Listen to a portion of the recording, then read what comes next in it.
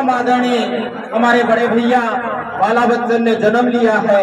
और जैसे कि मेरे भाई कह रहे थे कि राजपुर विधानसभा के लोग किस्मत वाले हैं जिनको बाला भैया जैसा विधायक मिला। दूसरा, आदिवासी समाज के वो लोग भी किस्मत वाले हैं जिनको कि बाला भैया जैसे एक आदिवासी नेता मिला। पूरे मध्य प्रदेश में सबसे अच्छे पढ़े लिखे समझदार मिलनसार और तर्क के साथ में मुद्दों के साथ में आंकड़ों के साथ में सरकार के बीच में बात रखने वाले आदरणीय बाला बच्चन जी।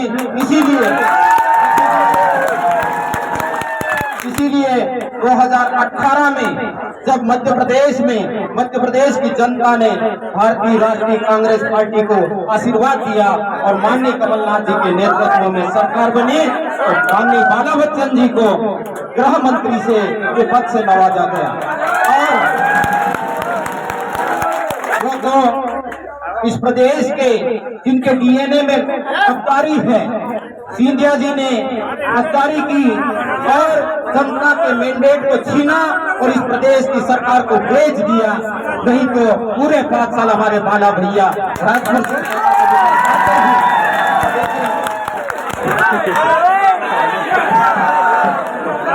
लेकिन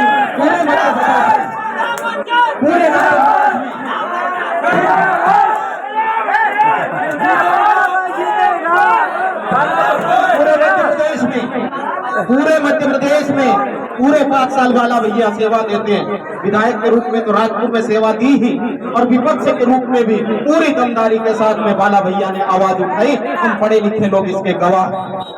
लेकिन अभी फिर से 2023 में राजपुर में जो बाला भैया को पिछली बार 932 वोटों से जीते थे, अब की बार 20,000 पार करना है।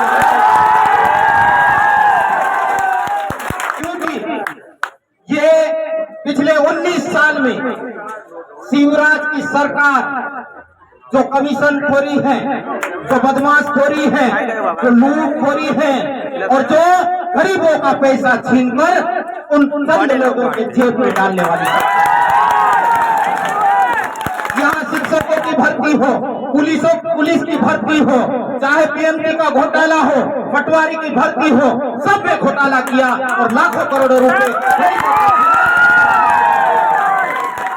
लोगों के हाथ में ये पैसे दिए। ऐसी सरकार को अब ये युवा माफ नहीं करेंगे और आने वाली 17 तारीख को मशीन में पंजे के बटन को दबाकर मध्य प्रदेश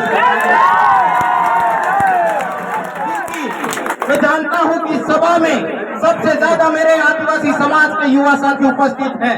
हमको गुस्सा जो है, गुस्सा 17 तारीख को दिखाना है। गुस्सा क्यों दिखाना है ये हमको समझ लेना है, होश के साथ में समझ लेना है, क्योंकि ये वही शिवराज की सरकार है, भाजपा की सरकार है जिसके राज में नेमावर में, ध्यान से सुनिए भैया, नेमावर में 5 आदिवासियों को मर्डर करके, जिंदा मार करके 10 फीट का गड्ढा करके, ताली बजाने की बात नहीं है भैया, 10 फीट का गड्ढा करके जमीन में दफना दिया जाता है और नमक और केमिकल डाला जाता है ताकि इनका बॉडी गल जाए और डीएनए में भी पहचान नहीं आए।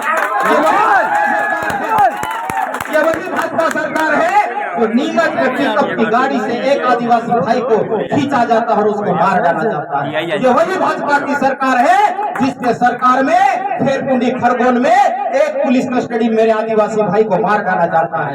यही वही भाजपा सरकार है जो महू में और मानपुर में आदिवासी भाइयों को मार दिया जाता है। ये वही भाजपा की सरकार है जो सीधी में मेरे आदिवासी भाई को सबके सामने पेशाब करके और बीड़ी सिगरेट का धुआं उड़ाया जाता है। ऐसी सरकार को हमको अपने लोकतंत्र में जो वोट का अधिकार हमको 5 साल में मिलता है कुत्ते के रूप में दिखाना है और प्रचंड बहुमत से माननीय कमलनाथ जी को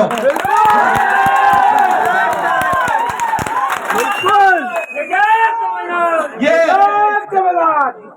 सुनिए भैया, ये जो कांग्रेस पार्टी है, यदि कांग्रेस पार्टी नहीं होती तो अभी तक हम इस प्रदेश में देश में आदिवासियों को मिटा दिया गया होता। मैं इसलिए कहना चाहता हूं कि ये भाजपा वाले हमारा नाम लेना भी पसंद नहीं करते।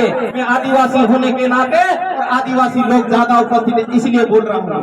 ये जनजाति बोलेंगे, फिर वनवासी बोलेंगे, और जो आदिवासियों की पहचान है उसको मिटाने का षड्यंत्र इस प्रदेश और देश में रचे हुए। सुन लीजिए भैया, माननीय राहुल गांधी जी को मैं धन्यवाद ज्ञापित करता हूँ बाला बच्चन जी के आशीर्वाद से कि भारत जोड़ो यात्रा को लेकर निकले। तब उन्होंने कहा कि आदिवासी का असली अर्थ क्या है। उन्होंने कहा कि आदि अनादिकाल से रहने वाला आदिवासी होता, ये मूल निवासी है, देशज है, और चूंकि ये देशज है तो जल जंगल जमीन और खनिज संपदा के पहला राइट आदिवासियों का है।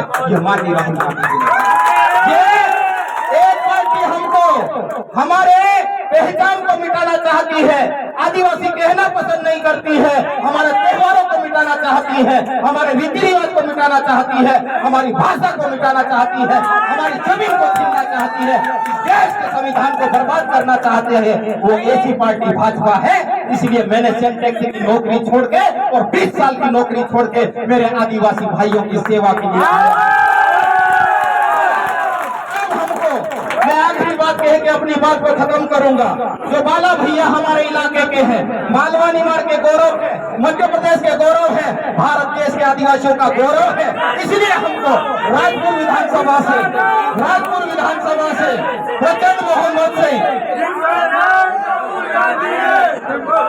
राजपुर विधानसभा से प्रचंड बहुमत से जिताना है। और बाला भैया का जो व्यवहार है न सिर्फ आदिवासियों के लिए बल्कि हिंदू हो, मुस्लिम हो, सिख हो, जैन हो, बौद्ध हो, पारसी हो और किसी भी समुदाय का हो, चाहे आदिवासी हो, दलित हो, मुस्लिम हो, चाहे व्यापारी वर्ग से आते हो, चाहे ब्राह्मण वर्ग से आते हो, चाहे नायक वर्ग से आते हो, चाहे धनगर वर्ग से आते हो, सबको लेके चलने की क्षमता वाला ऐसे ही नेता इस प्रदेश को चाहिए। नहीं तो ये गुंडी और बंदे बदमाश सरकार धर्म के नाम पे हमको लड़ाती है, पंथ के नाम पे लड़ाती है और असली मुद्दे से हम लोगों को भटकाती है और विकास के मुद्दे से दूर ले जाती है। इसलिए मेरे भाइयों, हाथ बंद करके, मुट्ठी बंद करके फिर से नारा लगाना है ताकि भाजपा के लोगों को ये सुनाई दे अब 19 साल बहुत हो गया, 19 साल बहुत हो गया। आपको लाडली बहना की याद 19 साल तक नहीं आई। आपको गैस का जो भाव है 500 रुपए करने की याद पूरे 19 साल तक नहीं आई। मजबूरी आ गई क्योंकि आपको पता चल गया है कि बोरिया बिस्तर बांध के ये मध्य प्रदेश के मतदाता नारा लगा के खत्म कर रहा हूं कि मुट्ठी बंद करके इतनी जोर से नारा लगाना कि भाजपा के लोग या भाजपा के उम्मीदवार यदि हमारी आवाज को सुन ले तो अभी से अपने घर में बैठ जाए, नहीं तो इज्जत बचा लेने के लिए मनाने पड़ जाएंगे। कांग्रेस पार्टी जिंदाबाद, कांग्रेस पार्टी जिंदाबाद। आखिरी नारा लगाना, जीतेगा भाई जीतेगा, जीतेगा भाई जीतेगा, जीतेगा भाई जीतेगा। बहुत बहुत धन्यवाद।